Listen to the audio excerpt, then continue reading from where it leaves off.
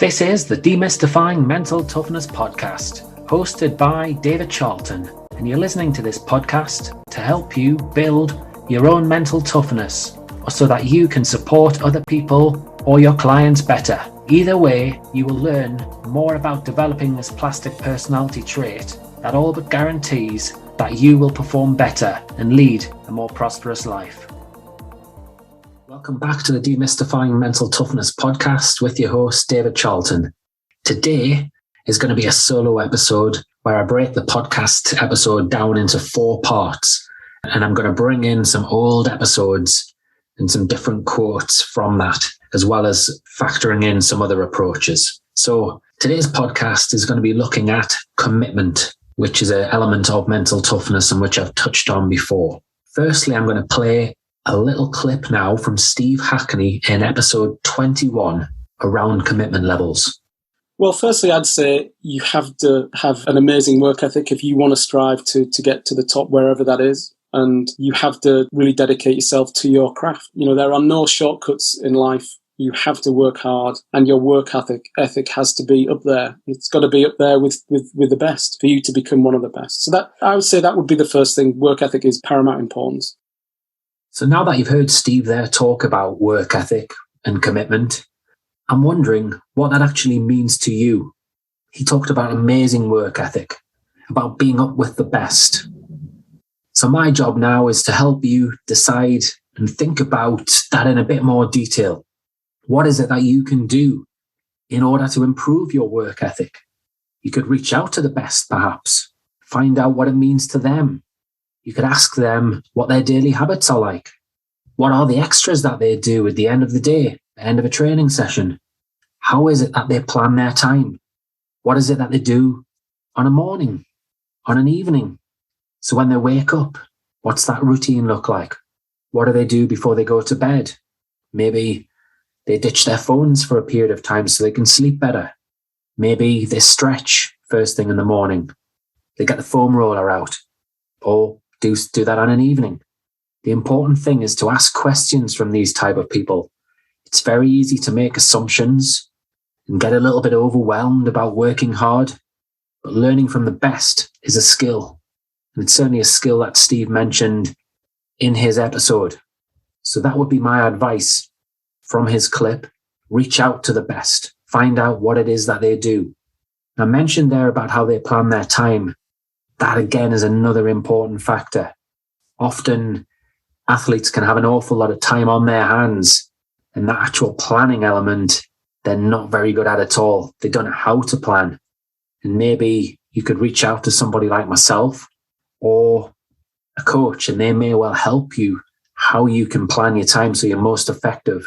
Because it's all right being committed and highly motivated, but if you're not effective with your time, then it's a bit of a waste and a drain on your energy.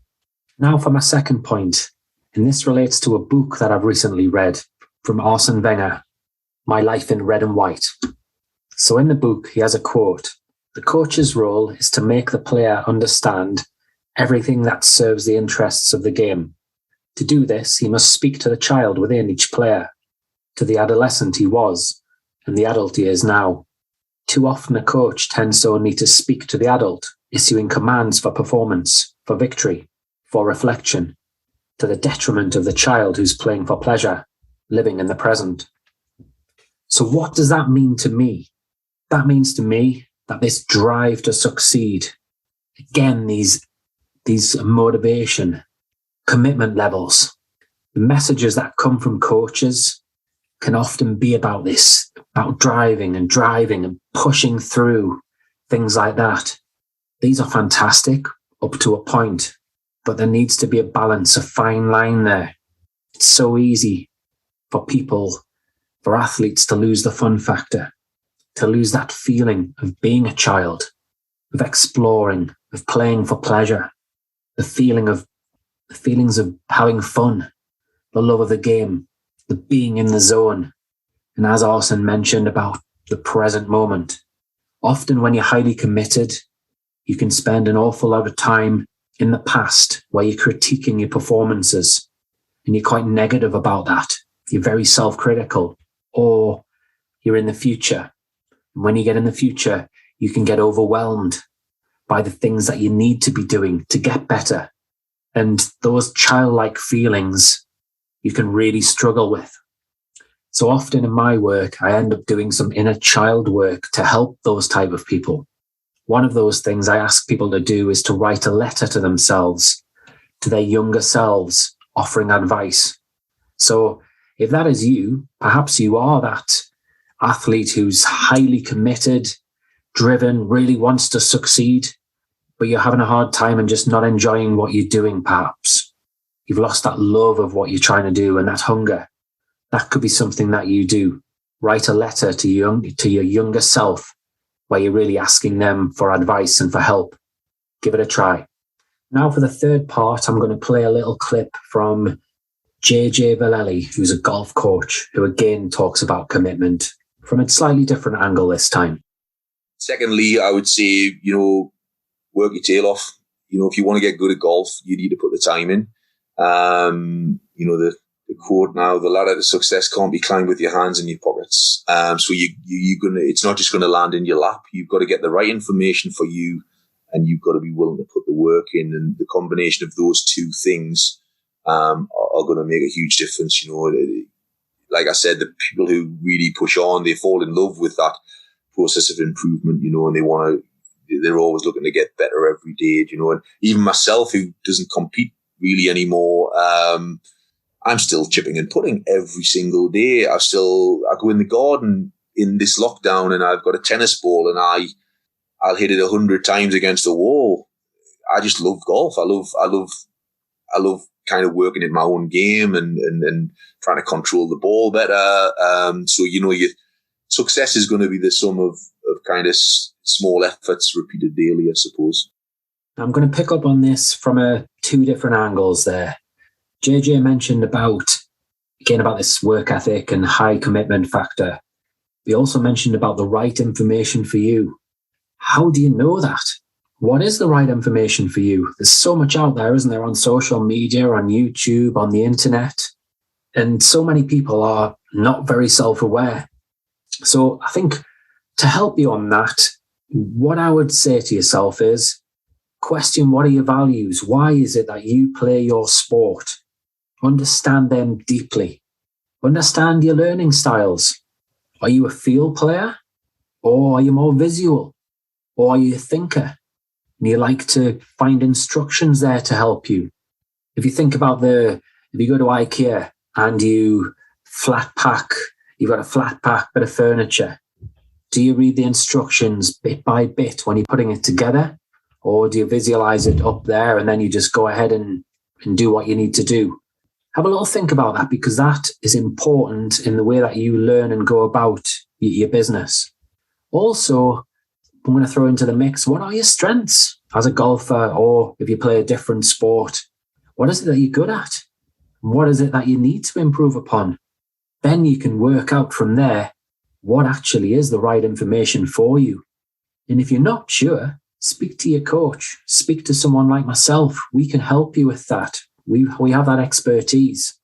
The other thing that JJ talked about was about this process for improvement and loving the process on a day-to-day mark. Now, that's easily said, I suppose. And it's so easy to get distracted by your performances, by your scores, by mistakes that I've made, by how your rivals are getting on, the league positioning, all of these factors. So I'm going to help you with a little exercise. We're going to go back to basics here, basic sports psychology, where we look at what you can focus on internally versus what you can focus on externally and what generally doesn't help you. So I'm going to use myself as an example here. So I'm a 2-handicap golfer. Should I really want to devote a whole lot of time this season and try and get down to scratch?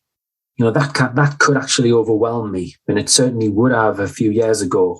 I'd be getting worried. I suppose I'd have my fears there. I'd be overwhelmed about the amount of time I can practice and how I'm going to practice. But if we do this control the controllables exercise, it'll give you a little bit of an inkling. So as the season starts, I could quite easily worry about my scores, the good rounds, the bad rounds. And that could make me very reactive in the way I go about practicing. It could make me very, very technical. I'm trying to get the perfect technique, the perfect swing, and I'm trying to hone that. And I'm working really, really hard. I'm massively committed. I'm practicing till my hands bleed to try and perfect this. And then it could mean I decide, actually, I'm not going to play in such and such an event because my swing isn't perfect. And that has happened to me in the past, and it happens with clients. Or if I think about from a controllables angle, what I can control about that is I can think about my goals. I can plan out my practice for the week ahead. I can think about my behavior and how I actually want to go about my practice. Do I want to be emotionally driven when I'm practicing, or do I want to be quite calm and confident in the way I go about it?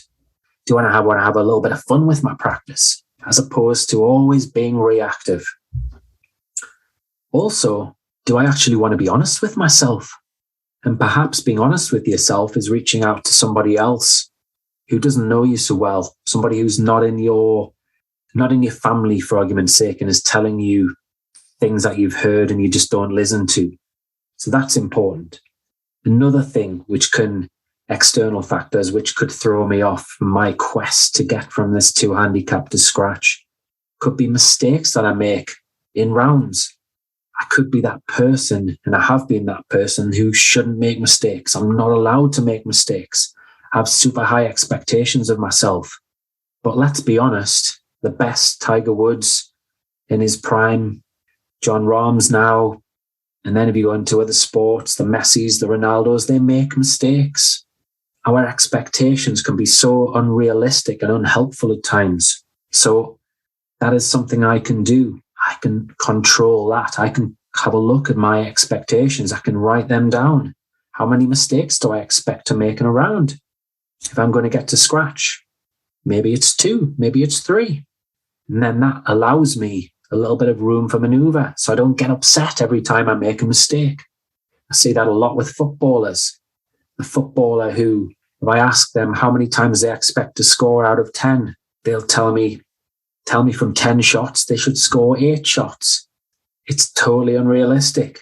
You look at the very best, the Harry Kanes of this world, and they miss about 6 from 10. And they just keep on going and going and going to the 90th minute. So yeah, as I say, check your expectations. I lost my train of thought there for a second. The other thing I would say when it comes down to mistakes, in order to bring yourself out of it when you're on the golf course or on the pitch, being able to ask yourself very good questions.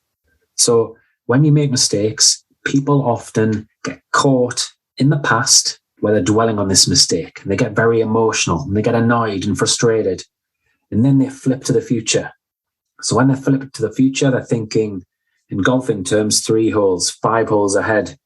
In footballing terms, it might be 20 minutes or by half time or by the end of the game. And they're worrying about external factors.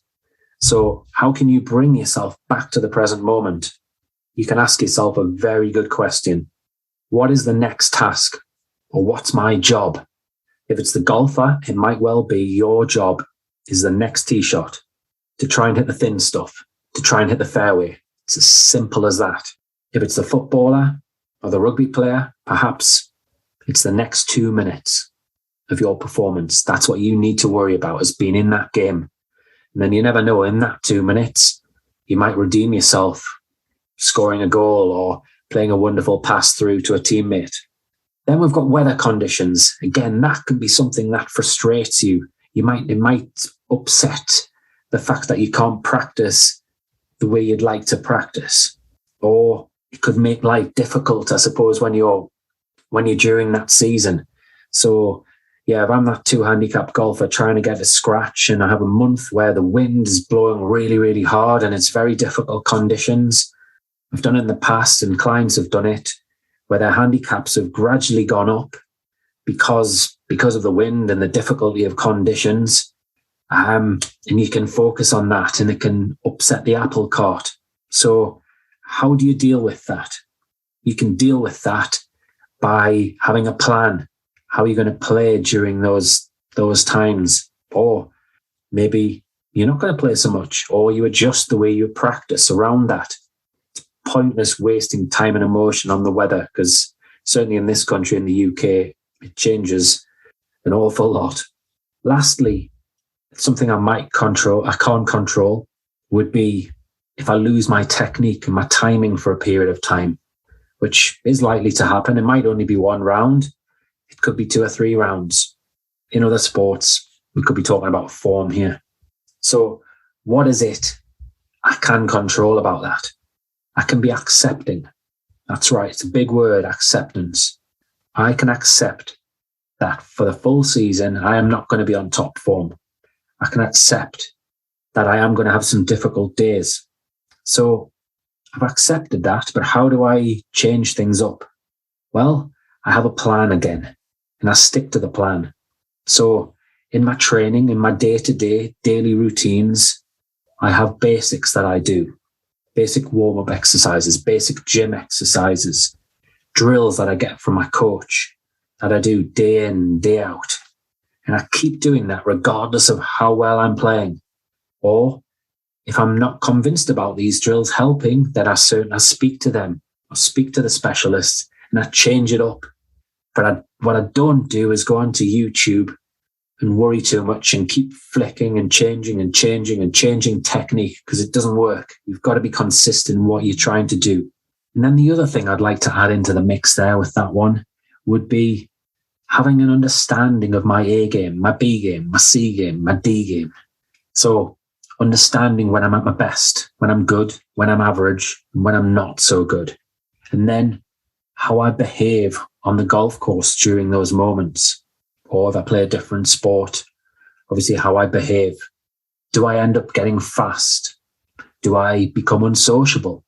Do I chop and change different things? Just by observing and understanding your behavior can make such a big, big difference. Lastly, now I'm going to refer to the mental toughness framework from Peter Clough. So we're going to look at someone who is highly committed to what it is that they do. And I'm also going to bring in interpersonal confidence. So someone who's low in interpersonal confidence. And I see this an awful lot in team sports, such as football, hockey, netball, rugby. Now, what do I mean by this? So I think the commitment side of things, we get an understanding there of it's someone who sets goals and they're willing to do whatever it takes to reach those goals. They might set themselves promises and they follow through with those promises. Now, interpersonal confidence would be perhaps the quieter person, the person who isn't so comfortable in groups, who doesn't ask questions in front of groups. Or you could arguably say someone who's a little bit shy. So they're not assertive. And this happens an awful lot in youth sport. And certainly if we think about some of those team sports, when you get to the elite end, they can be quite brutal environments. So this trait of interpersonal confidence is huge. And it's probably a huge factor in whether someone picks up a contract in a professional sport or not. Why do I say that? Because often this quieter child, the person who doesn't ask questions, can get drawn into comparisons. So they're comparing themselves to their teammate. So I'll give you an example. So a young professional footballer who's perhaps in a Premier League academy goes out on loan to a League One club, yet they're comparing themselves to one of their mates who's playing in the Championship on loan.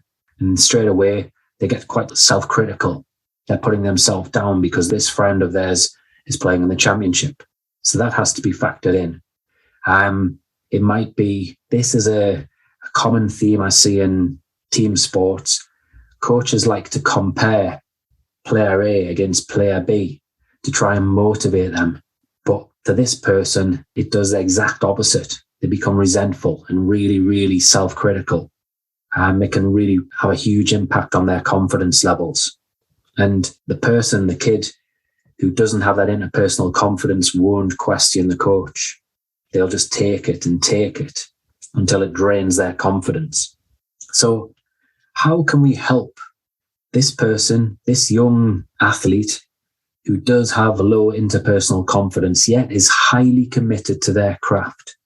Well, as a coach, what I would say is you come down to their level.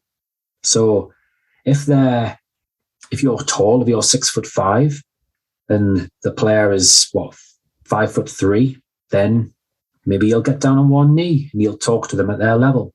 Or you try and have conversations when you sit it down. You ensure that they're having fun.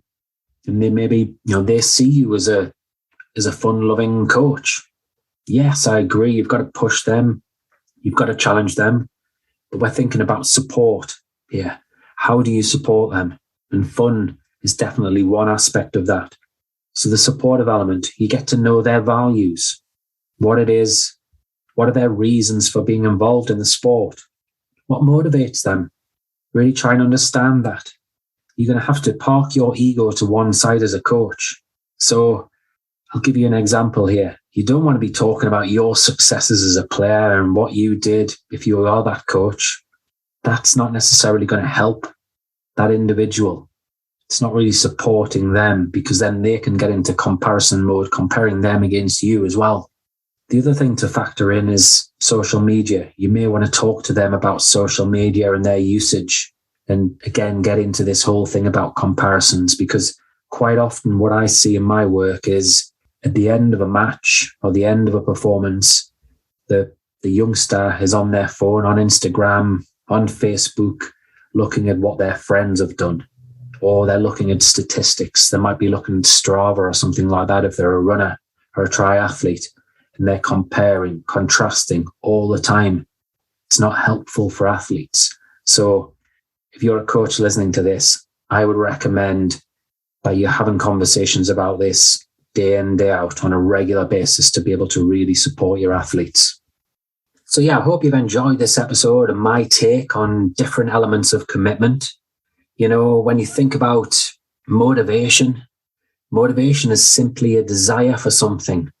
So as Arsene Wenger said, issuing commands just doesn't work.